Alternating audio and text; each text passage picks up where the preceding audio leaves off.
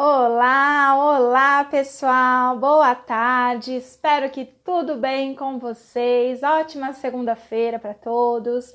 Essa semana é uma semana muito especial, nós vamos trabalhar a semana inteira com conteúdo relacionado à saúde mental materna. Aqui Rafael Schiavo do Instituto Mater Online. E nessa semana as nossas lives aqui do Instagram vão ocorrer às 17 horas, ok? Geralmente é às 20 horas, mas essa semana nós faremos às 17, porque nós estamos com uma mobilização nacional pela saúde mental materna ocorrendo também, né, com várias profissionais do Mater Online, várias psicólogas formadas ou em formação pelo Mater Online, que estão fazendo palestras todos os dias às 3 horas da tarde e às 20 horas da noite. Hoje às 3 foi a mesa de abertura, né? Foi muito boa, não sei se você participou ou não. Se você participou, coloca aí a hashtag participei, né? Foi muito bom, acabou agora às 4h30 e agora nós estamos aqui então no Instagram do Mater Online para falar mais um pouquinho sobre saúde mental materna. Essa semana nós vamos de segunda a sexta trabalhar vários temas aí que eu acredito ser interessante para quem se preocupa em conhecer e saber mais sobre saúde mental materna. Então, como eu estava falando para vocês, essa é uma semana especial. Toda a primeira quarta-feira do mês de maio é comemorado o Dia Internacional de Conscientização pela Saúde Mental Materna. E com isso eu resolvi fazer uma semana bem diferente aqui de lives, onde as lives aqui que eu vou abordar com você, profissional da saúde, você, psicólogo, todas serão voltadas para o tema saúde mental materna, ok? E para você que não está sabendo, nós estamos com uma mobilização nacional pela saúde mental materna todos os dias, com palestras e mesas, né, acontecendo às 3 da tarde e às 20 horas da noite. Para você ter mais informação a respeito dessa mobilização nacional, que é a primeira realizada aqui no Brasil, e tenho muito orgulho em dizer que é o Instituto Mater Online que está promovendo essa primeira mobilização nacional aqui no Brasil. Você pode acessar o site saudementalmaterna.com, tá? Saudementalmaterna tudo junto.com é o nosso site, ali você vai ter a informação das palestras, dos horários, do canal do YouTube em que elas vão ocorrer, tá certo? Então você pode entrar ali. E hoje agora, então, nós vamos falar aí sobre qual a importância, então, da sociedade para a saúde mental materna. Então, vamos falar um pouquinho da importância que a sociedade tem aí. E para que a gente possa começar, né, eu preciso falar para vocês a respeito de um tema chamado romantização da maternidade, né? E a romantização da maternidade, ela está muito interligada aí às questões de saúde mental materna, tá? Nós vivemos em uma sociedade que diz, né, que prega aí que toda mulher grávida está plena e feliz, que ela está saltitante, né? Então nós vivemos aí uma crença cultural, social, de que a gravidez é o ideal máximo de toda mulher, que toda mulher nasceu para ser mãe, né? E ai daquela que ousar dizer, né, que não tem vontade, que não quer, ela é muitas vezes discriminada, mal vista, ela pode sofrer preconceitos, né? As pessoas podem dizer, nossa, mas como assim? Como você é egoísta, né? Que coisa horrorosa, não é você que deve decidir isso ou não, e etc, né? Então, assim, essa romantização que nós vivemos da maternidade, como se a maternidade fosse só encantos, né? Como se ela fosse só cor-de-rosa, como que ela só fosse coisas boas e prazerosas, é que contribui muitas vezes aí para um adoecimento mental de mulheres nesse período, tá? Por quê? Desde séculos passados, né? Se a gente pegar até aproximadamente o século XVII, não existia essa romantização da maternidade, não, tá? Até o século XVII, mais ou menos, as mulheres, inclusive, elas não tinham métodos contraceptivos e com isso elas engravidavam muito, elas passavam grande parte da sua vida grávidas. E também a gente não tinha saneamento básico, vacinas, medicações que permitisse que a gente tivesse também uma longevidade aí, né? Como hoje as pessoas vivem até mais de 70, 80, 90, 100 anos, né? Se a gente pensar séculos passados, devido à falta de saneamento, devido à falta de medicações e vacinas, entre outras coisas, as pessoas tinham um período de vida muito curto, até por volta de 40, no máximo 50 anos, né? Que as pessoas viviam. E se você fosse uma mulher, você começava a engravidar antes dos 18 anos, então por volta dos 16, 17 anos, já era uma mulher que casava, né? Isso quando a gente já está na época de casamento. Se a gente for pegar a história da humanidade em si, a gente vai ver que o casamento também, né, é uma coisa de poucos séculos atrás. Se a gente pensar questões inclusive religiosas, né, na realidade o casamento ele foi uma convenção para partilhar bens, né, e não necessariamente de amor. A mulher e o homem se conheciam no dia do casamento, não era uma coisa relacionada a amor, a paixão, né, mas precisavam unir os bens e ter os seus próprios filhos para que esses bens pudessem ficar com esses filhos e etc, né? Enfim, o assunto não seria esse hoje, mas o fato é que nós julgamos a humanidade e toda a maternidade baseado no que a gente vê hoje, né? E ficou cristalizado essa ideia, né? Essa romantização da maternidade, ela ficou algo que cristalizada, né? Algo que é uma quebra de paradigma, ter que pensar ao contrário disso, né? Ter que pensar, mas existe mulher que não fica plena e feliz quando está grávida? Existe mulher que não quer um dia ser mãe? Existe mulher que está triste porque está grávida, né? Que horror, né? Então é mais ou menos isso que paira aí na cabeça, na mente, né? De muitas pessoas da nossa sociedade. E nós não estamos fora dessa sociedade, nós estamos dentro dessa sociedade, né?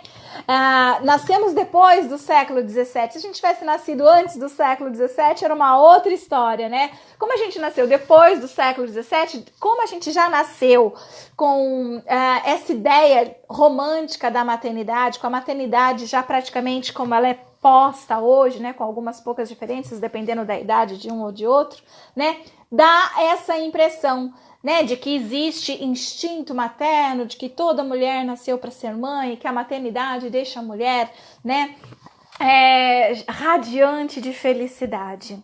Mas o fato é que se a gente for estudar, então, a história, nós vamos perceber que as coisas nem sempre foram assim, né? Na realidade, como as mulheres elas tinham muitos filhos, muitos morriam também, né?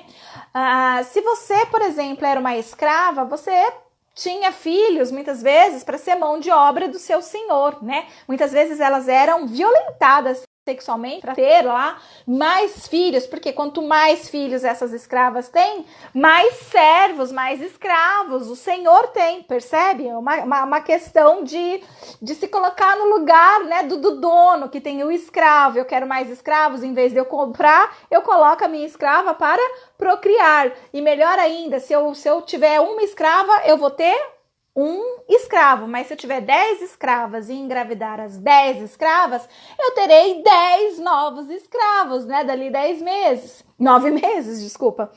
E assim por diante. Então, assim, quando a gente pensa numa outra época, numa outra cultura, a gente percebe que muitas vezes essas mulheres, né, engravidavam, né, e não necessariamente com essa necessidade, né, de que, olha, eu preciso ser mãe, porque é a coisa mais maravilhosa da vida de uma mulher. Não, né? Na realidade, se a gente pegar um livro chamado A História da Família, né, e da Criança, do Philippe Arré, que é um livro clássico para quem estudou aí psicologia do desenvolvimento, né?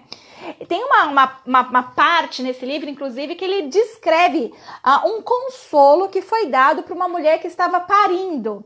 Então, a parteira, a mulher que ajudava ela durante o parto, ainda falava assim para ela: não se preocupes, que antes que esse comece a andar e falar, provavelmente você já vai ter perdido uma boa parte dos seus filhos, quem sabe todos, né? Um estranho consolo aí para nossa sociedade, para o nosso modo de ver e entender a maternidade, mas que era perfeitamente normal.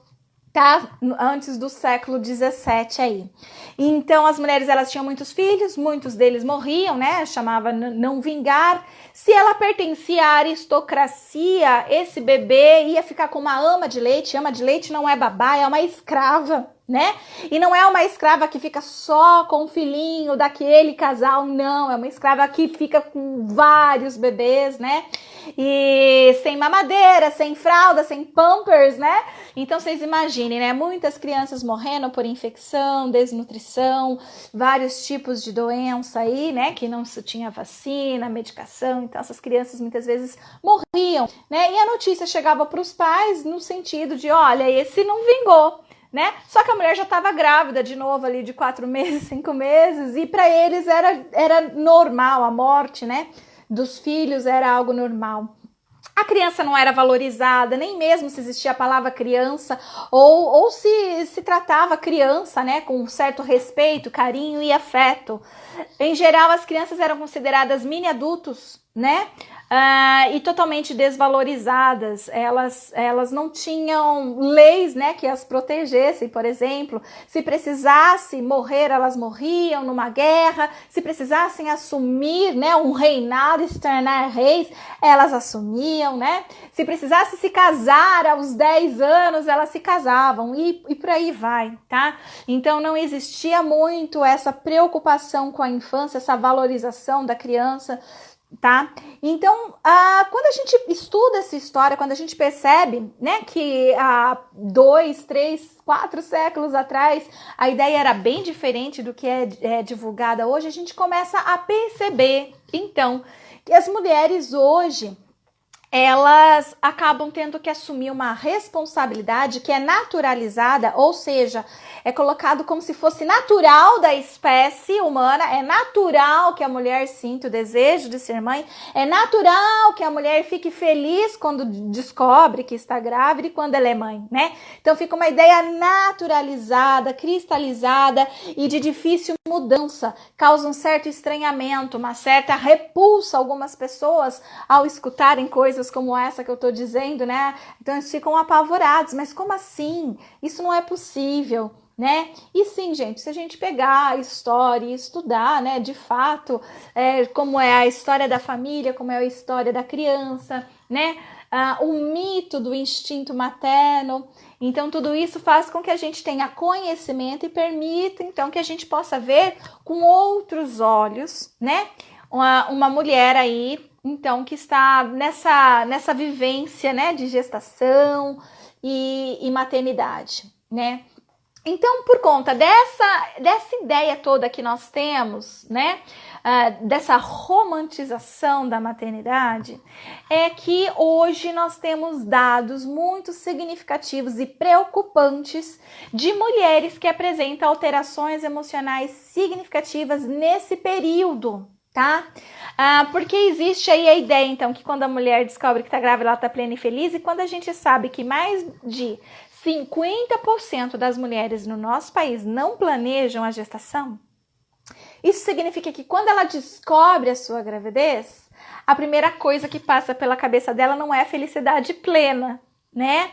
E sim preocupação. Não era o momento, não queria, e agora o que eu faço? Né? Cada uma engravida num momento bem diferente da vida, tá? As pessoas, principalmente aqui no nosso país, não planejam uma gestação. Menos da metade das gestações no nosso país são planejadas. Quanto maior a escolaridade, maior a renda, maior o planejamento familiar também, tá? Então, vocês podem perceber que famílias com alta escolaridade e alta renda, em geral, ou não têm filhos, ou vão ter 1, 2 filhos, tá? Alguns, é claro, que saem dessa média, querem ter vários filhos e têm condições para isso e tá tudo bem, né? Mas se a gente perceber, a gente vai ver que as mulheres que têm o maior número de filhos são as da classe popular, né? As mulheres mais pobres da nossa sociedade, com menor escolaridade, são as que mais engravidam, tá? E por quê? Pela falta de informação, muitas vezes elas não engravidam porque querem, né, ficar passando fome ou ficar vendo os filhos, né, serem marginalizados. Não, é falta de informação, né? Então nós temos mais de 50% Claro, vivemos num país em desenvolvimento, não vivemos num país desenvolvido, ou seja, a maioria da população do nosso país é pobre, né? Não tem alta escolaridade, a maioria, tá? Então, que coincide, inclusive, esses dados, né, de não planejamento da gestação. Então, muitas delas engravidaram de um homem que a violenta, muitas delas engravidaram no momento que iam se separar, muitas delas, né, engravidam no momento que estão passando por muita dificuldade financeira, em que não poderia, né, um novo filho. Então, uma série de coisas, fatos acontecem na vida das pessoas, né, que faz com que quando ela descobre que está grávida, a primeira coisa que passa pela sua cabeça não é a felicidade plena, né? E então, essa romantização da maternidade, ela vai influenciar, inclusive, os profissionais da saúde que a atende, né? Porque eu acabei de dizer aqui, nós estamos dentro dessa cultura, dessa sociedade, acreditando nessa história do senso comum. Por quê? Porque a maioria de nós não temos esse tipo de conhecimento na faculdade, né? Não é passado isso para nós. A maioria dos pesquisadores, muitas vezes, não se debruçaram para voltar o olhar para essas questões da saúde mental materna, ficavam muito mais envolvidos nas questões da vinculação, do apego, da importância da mãe para a criança, né? E esqueceram de olhar aí para essa saúde mental, justamente porque dentro da sociedade que a gente vive, que começamos a produzir ciência, começava a ter a crença, né, de que a mulher, então, aquela família burguesa, para que ela pudesse se sentir plena e feliz, ela teria que ter um filho, tá? Então, infelizmente, a gente paga o preço até hoje e temos muitos profissionais até hoje sem esse tipo de informação, sem esse tipo de visão, não oferecendo o acolhimento que as mulheres precisam e homens também, né, precisam nesse momento que muitas vezes não é o melhor de sua vida. Por isso, a sociedade, ao saber, receber a informação, né, que a maternidade ela não precisa e não deve ser tão romantizada, né, que isso na realidade acaba contribuindo para o adoecimento mental de mulheres, quanto mais a gente leva essa informação para a população, melhor. Porque quando uma mulher ela fica grávida e fala assim, gente, eu não queria, e agora? Né? E ela for contar para alguém, para mãe, para tia, para vizinha, para o parceiro, ela não ser discriminada, sofrer preconceito, mas que a pessoa escute, né? E valide aquele sentimento, né? E valide, fala assim, nossa, é uma situação complicada mesmo, né? O que eu posso te ajudar? Estou aqui para te escutar, né? Se eu não posso fazer nada, eu posso pelo menos te ouvir e te entender e aceitar. E se você é um profissional da saúde, mais ainda, né? O problema é quando uma mulher, ela resolve falar com algum profissional da saúde sobre isso e ela é maltratada por ele. Aí sim que ela se acha realmente um ET, uma pessoa que não é desse planeta, que ela é a única desse planeta inteiro que está sentindo aquilo. Todas as outras grávidas estão felizes e saltitantes. Ela fica pensando, cadê o instinto materno que eu não estou sentindo? Eu achei que quando um dia eu engravidasse, eu fosse invadida por um sentimento de amor incondicional que eu não estou sentindo. Cadê ele? Né? E isso muitas vezes é um grande fator aí que contribui para o adoecimento mental materno, tá, gente? Então é importante para que a gente possa falar aí sobre a importância da sociedade para a saúde mental materna. Primeiro é isso, é desmistificar a maternidade como sendo só algo lindo e maravilhoso. É também um lado lindo e maravilhoso, mas eu que não vou fazer uma live aqui para falar de algo que você já tá cansado de ouvir desde quando você é criança, né?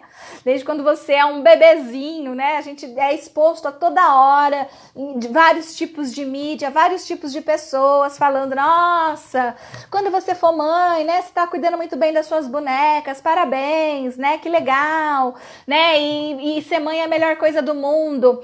E muitas pessoas depois falam mesmo, né? Olha, logo logo você vai ser mãe, você vai entender o que é isso, é a melhor coisa do mundo. Mas aquela mesma pessoa em outras horas vira assim pra você, olha, pensa bem, hein? Você ainda não tem filho, pensa bem se você vai querer ter, porque olha, ó, é isso aqui, ó, é isso aqui que você tá vendo. Pensa bem que você ainda tem tempo pra esquecer. E aí você de repente fala para essa pessoa dali um dia, eu pensei bem, não quero, ela fala, não, esquece aquilo que eu falei ontem, né? Não, é a melhor coisa do mundo, é não sei o que, é só um momento. E isso acontece, gente. Então, assim, eu não tô aqui para falar da maternidade do lado que vocês já conhecem, do lado que vocês já sentem, do lado que vocês já conhecem. Eu tô aqui para fazer vocês refletirem a respeito de um lado né, de conhecimento que poucas pessoas têm, que poucas pessoas refletem, que poucas pessoas se importam, né? É uma questão de empatia, é uma questão de profissionalismo, a gente está aberto para esse tipo de conhecimento, para que a gente possa ajudar da melhor forma, da melhor maneira, uma mulher, um homem que de repente possa vir procurar pelo nosso serviço enquanto profissionais da saúde, né? E que a gente possa acolher da melhor forma, de forma empática e não de forma a julgar, né? Ser mais um a apontar o dedo e falar, não, você não pode sentir isso, você está passando tudo isso para o bebê, né? Coisas assim. Então, não é esse o nosso papel. O nosso papel é conhecer, inclusive, toda essa história para que a gente possa, de fato, ajudar essas pessoas, tá? E quando a gente sabe sobre isso, nós aqui enquanto profissionais da saúde, ao termos esse tipo de conhecimento, nós conseguimos ajudar a rede de apoio dessa mulher, né, desse homem. Então a gente pode trabalhar, né, com essas questões com as famílias, levar informação para as famílias, fazer grupos com os familiares, por exemplo, né, para levar informações no sentido de informar mesmo. Olha, se você tem alguém próximo, uma vizinha, uma parente, uma filha, alguém na sua família, alguém próximo a você que está grávida, mas você percebeu que mudou o comportamento, que teve alteração, né, de comportamento, estava feliz e tal, e agora está mais quieta, está mais reservada. Pergunte, converse, né, não julgue, porque as pessoas julgam muito, né? As pessoas elas olham e ao invés de ajudar, elas julgam, né? Então, por exemplo, quando uma mulher, ela tem o seu bebê e ela tá com uma depressão pós-parto, por exemplo, muitas vezes ela não aguenta o choro do bebê, ela não quer pegar o bebê, ela não quer amamentar o bebê, ela não quer ter contato com o bebê, porque ela é ruim, porque ela é má, porque ela é bruxa, não, porque ela está doente e ela está precisando de cuidados, ela está precisando de atenção, né?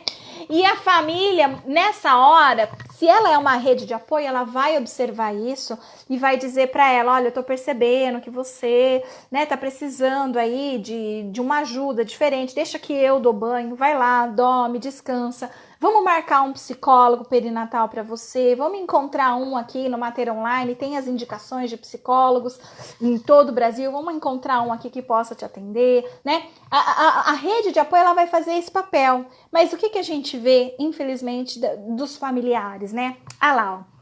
Ela não nasceu para ser mãe, olha o jeito que ela tá cuidando dessa criança. Ela não quer nem dar o seio pro bebê. Essa criança eu acho que tá passando frio, essa criança tá passando calor. Ela conversa pouco, né? Então fica aquele tipo fofoca, murmurinhos, ao invés de ajuda. Então aquela mulher, ela tá explicitamente pedindo ajuda, né? Ela só não tá falando, né? Me ajude, mas ela tá ali com o corpo, com expressões, com comportamento, mostrando.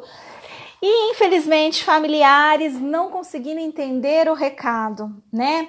Então, a gente precisa, muitas vezes, aí, conversar com os familiares a respeito disso, né? Então, falar sobre saúde mental materna não é diretamente para a gestante, falar assim, olha, você pode sentir isso e aquilo, é normal, ou procure um profissional da saúde quando você sentir isso. Não, é mais do que isso, né? É nosso papel, enquanto profissionais, mudar a realidade da nossa sociedade, porque somos nós quem temos o conhecimento capaz de poder passar, né, conhecimento para outros, para os demais.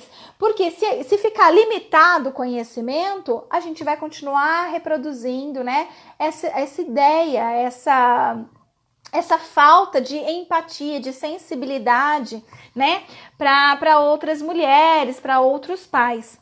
Então, o que eu preciso aqui deixar claro para vocês, né, nessa aula de hoje, é que a sociedade, ela tem uma grande importância, mas essa sociedade só vai saber da importância dela por meio de nós, da nossa atuação, né? Quando nós, com a nossa postura também mudarmos e começarmos a trabalhar não só com o casal na gestação no pós-parto, mas desde antes, né? O que a gente puder fazer para trabalhar desde o antes, melhor, né? Mais informação a gente vai estar gerando aí para toda uma sociedade. Quanto mais eu conseguir promover eventos, quanto mais eu fizer lives, quanto mais, né, eu conseguir levar, difundir esse conhecimento, né, mais as pessoas vão saber. Então é esse o seu papel enquanto profissional da saúde, é levar tais conhecimentos. Primeiro, você saber, mudar o seu paradigma, para que você possa levar informações para os demais, né? É até por isso que eu idealizei essa mobilização nacional pela saúde mental materna, para que eu pudesse juntar o maior número de psicólogos, né, que queiram falar sobre esse tema e levassem aí essas informações realmente para as demais pessoas da nossa sociedade, que não só profissionais da saúde, tá? E outra coisa que é importante eu falar aqui, apesar, né, da gente estar vivendo aí esse momento de saúde mental materna, semana de conscientização pela saúde mental materna, não podemos nos esquecer que o homem também existe, ele também é pai e ele também tem uma saúde mental, né?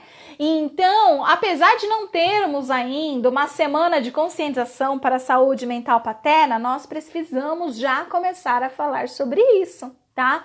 O homem também adoece, o homem também apresenta diversas alterações emocionais e transtornos que podem acontecer aí nessa fase, tá? Na fase da gestação da sua parceira, parto e pós-parto. Então, precisamos falar também sobre a saúde mental paterna, tá?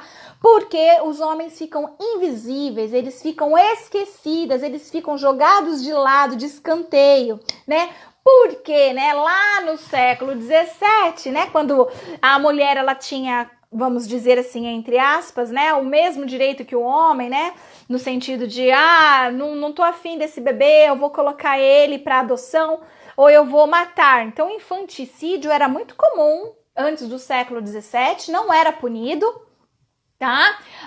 Depois do século XVII passa a ser, inclusive, punido. As mulheres eram condenadas à morte quando elas faziam isso, né? Muitas vezes a forca, coisas assim. Mas o dar o bebê para instituições religiosas, principalmente, né? Em conventos, então você tinha a chamada roda, você pegava o bebê, né? Colocava ele ali, fazia a roda, e aí as freiras, né? Do mosteiro, do lugar ali, pegavam.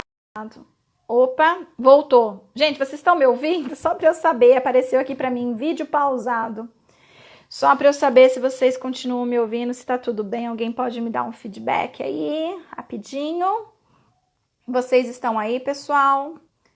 Alguém consegue? Tá, obrigado. Então estão aí, ótimo, ok, obrigado, já tive o feedback. Então, pessoal, a gente precisa lembrar, né, ou saber ter esse tipo de conhecimento, né, que foi atribuído então para a mulher essa responsabilidade. Primeiro, a criança ela precisava ser amamentada não mais pelas amas de leite, né, que eram aquelas escravas que amamentavam os bebês, mas pela própria mãe. Por quê? Porque a ama de leite, ela tinha que tomar conta de várias crianças, né, ao mesmo tempo, elas morriam por desnutrição, infecção, uma série de coisas, como eu disse para vocês. E era um momento em que se precisava que as crianças se tornassem adultos. Porque os adultos é que vão para a guerra, os adultos é que vão ser escravos, vão trabalhar, né, vão exercer alguma mão de obra, enfim, são os adultos que vão ter mais força, né, energia para fazer tudo isso, para procriar e tudo mais. E então precisava que as crianças sobrevivessem, né, diminuísse a mortalidade infantil. Porque até então ninguém ligava para isso, mas aí teve peste negra, guerras, né? E aí você precisa de mão de obra, você precisa de pessoas que fiquem adultos, né? Que cresçam. Então aí vem a ideia, olha, vamos então fazer com que a mulher amamente o seu bebê. Só que para a mulher amamentar o bebê e não entregar mais para ama de leite ou sei lá, deixar a criança morrer por falta de alguma coisa, de cuidados, precisamos criar nela então a ideia de amor incondicional pelo filho. Olha, gente, O afeto pelas crianças sempre existiu. Eu não estou falando que as pessoas não tinham afeto pelas crianças. O afeto sempre existiu. As crianças são engraçadinhas, elas são bonitinhas, elas dão um sorriso que faz com que a gente queira cuidar delas, né? Os bebês humanos, eles são seres totalmente frágeis, precisam de alguém que cuide deles. Então, se a natureza não deu o instinto materno para a mulher, ele pelo menos tinha que dar alguma outra coisa que fizesse que o ser humano adulto quisesse cuidar daquele ser para que a nossa espécie pudesse se perpetuar, sobreviver, né? Senão a gente já estava extinto há muito tempo. Então a natureza dá algumas coisinhas, né, pro bebezinho que desperta no outro a vontade de cuidar. E esse outro não é só a mulher, é o homem, a mulher, né? As pessoas gostam de olhar para um bebê, as pessoas sorriem com um sorriso no bebê, tá? Então o fato é que pegaram essa ideia e falaram assim, não, é a mulher. Então, para ela amamentar, para essa criança sobreviver, a gente vai precisar criar fortemente a ideia de amor materno, né? Lembrando, o afeto existia, o que não existia era esse amor incondicional, tá? Esse não existia. Então, começou a ter essa forte necessidade de criar essa ideia do amor incondicional, que a mulher nasceu para isso, né? E com isso, como a gente está falando de uma época feudal, né, em que a grande promotora de ideologias era a Igreja Católica, então data, inclusive, do século XVII, as primeiras esculturas, figuras e artes, né, de Maria, da Sagrada Família, que até então quase não se existia, pouco se falava, inclusive na Bíblia, né, quase você não vê sobre Maria, Sagrada Família, entre outras coisas, mas a partir do século XVII você começa a ver muito nas artes, né? Quando você começa a estudar, observar, né? Data depois disso. Por quê? Quando você quer, então, mudar o comportamento de uma sociedade, você tem que mudar também aquela cultura. E você já faz isso pensando a longo prazo e não a curto prazo. Então, a curto prazo, o que se fazia?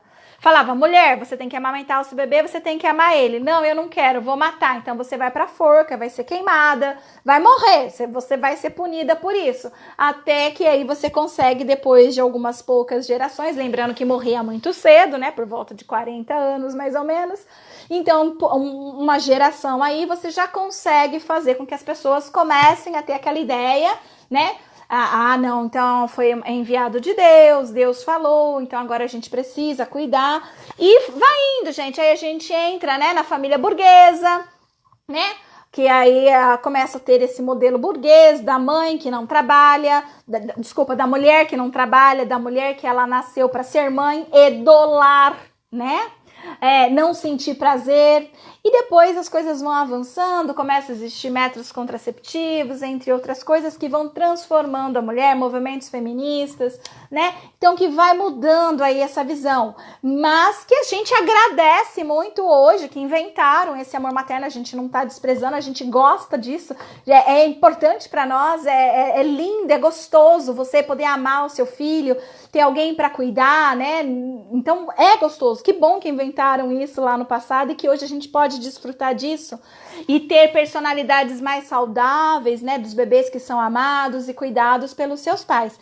Mas o fato é que a gente ficar nessa ideia apenas e esquecer, negligenciar a outra parte, que existem mulheres que não estão querendo ser mães, não querem, não é o melhor momento para elas, né, de fato estão se sentindo esgotadas com aquilo, a gente tem que sentir por elas, né, empatia, e precisamos oferecer para elas, então, um atendimento diferenciado, uma escuta diferenciada que permita acolher, né, tudo aquilo que ela fala, né, que ela possa falar mal da maternidade sem ser julgada, né, pelo menos por nós profissionais da saúde, e com o nosso trabalho levar essa informação para o resto da cultura, e quem sabe a gente mudar toda uma cultura, né? No sentido de que a gente possa dizer, olha, existem mulheres que estão plenas e felizes, mas existem aquelas que querem ficar plenas e felizes e não estão conseguindo.